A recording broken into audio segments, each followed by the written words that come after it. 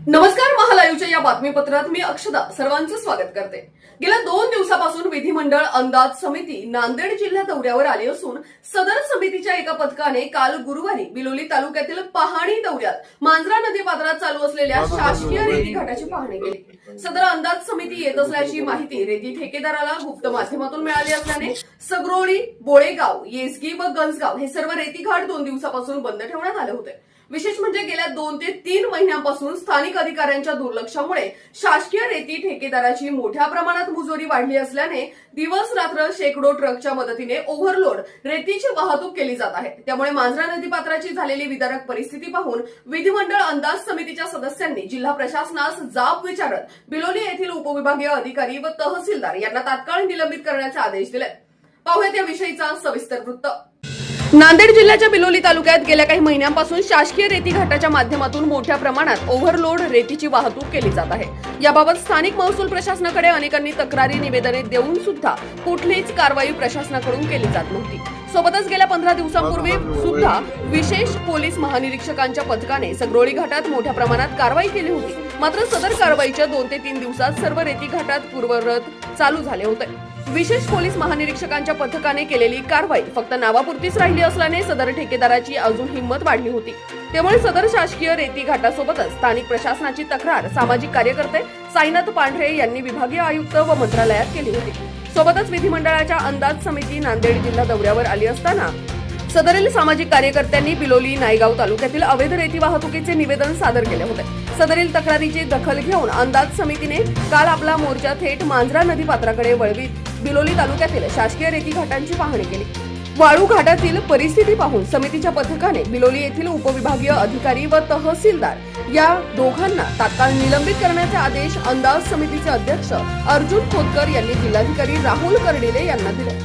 विधिमंडळ अंदाज समितीच्या पाहणी दौऱ्यानंतर आता तरी या वाळू माफियांच्या मुसक्या आवळतील की पुन्हा त्यांना रान मोकळे सोडले जाईल याकडे सर्वांचं लक्ष लागलंय।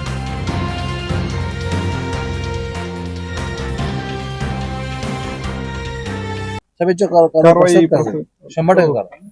याला असं नाही साहेब, हे तर याच्या बाहेर मोजून तुम्ही इमिडिएटली मला रिपोर्ट करा।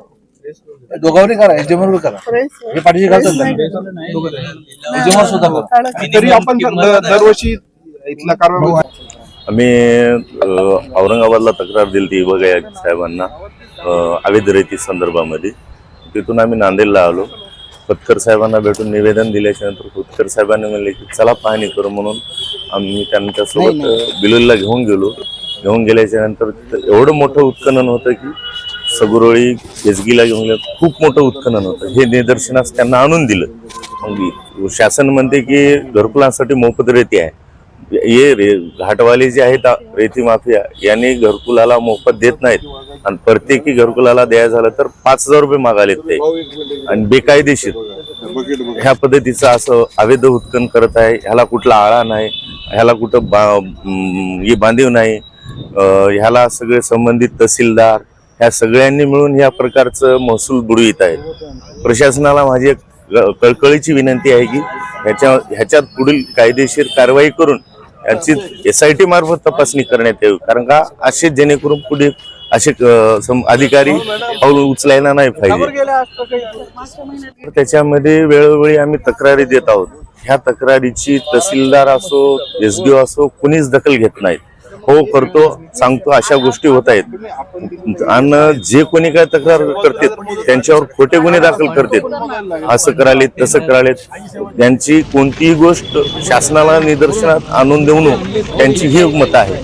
तरी काल आमची हे जे दखल आहे तक्रारीची आमची आज समितीने खोतकर साहेबांना घेतल्याच्या नंतर आम्हाला त्यांनी घेऊन गेले आणि त्यांनी जे काय ते ऍक्शन मोडवर कारवाई केली, त्यांचे आम्ही आभार मानू। पुढील जे काय कारवाई आम्हाला अपेक्षित आहे त्या पद्धतीने कायदेशीर कारवाई त्यांच्यावर करण्यात यावी। अशाच ताज्या आणि महत्त्वपूर्ण घडामोडींसाठी महालाईव्ह चॅनलला सबस्क्राईब करा आणि बेल आयकॉन प्रेस करा। धन्यवाद।